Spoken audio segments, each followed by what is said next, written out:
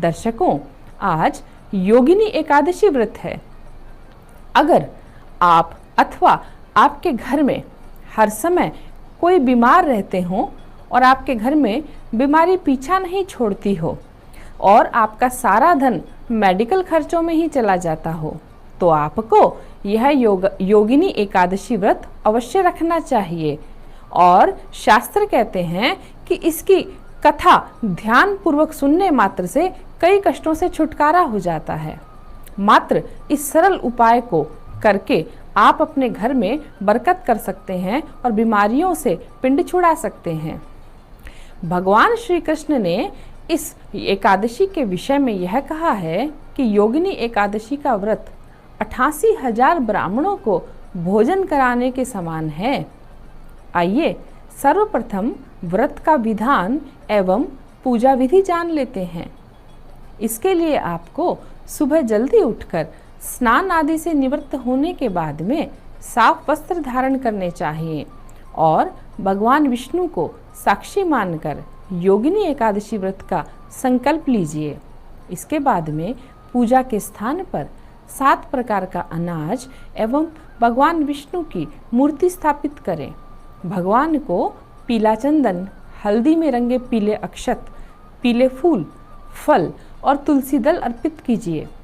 धूप, दीप, दक्षिणा और नैवेद्य अर्पित करें और योगिनी एकादशी व्रत की कथा अवश्य सुनें।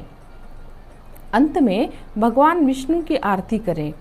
रात में जागरण करना चाहिए और भगवान का भजन कीर्तन करते रहें।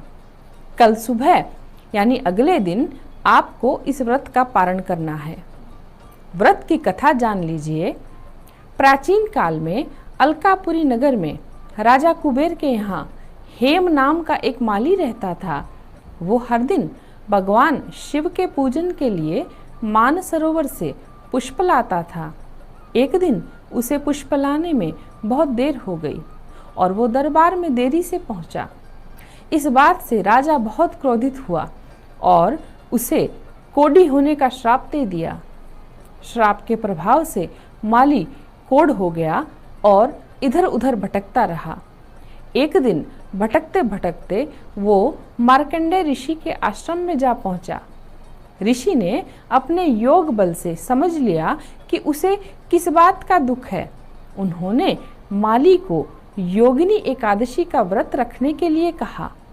ऋषि की सलाह मानकर माली ने विधि विधान के साथ में योगिनी एकादशी का व्रत पूर्ण किया और व्रत के प्रभाव से माली की शारीरिक पीड़ा का अंत हुआ। वह स्वस्थ होकर बाकी जीवन सुख से व्यतीत करता है और अंत में उसे मोक्ष की प्राप्ति होती है। इसके अतिरिक्त यदि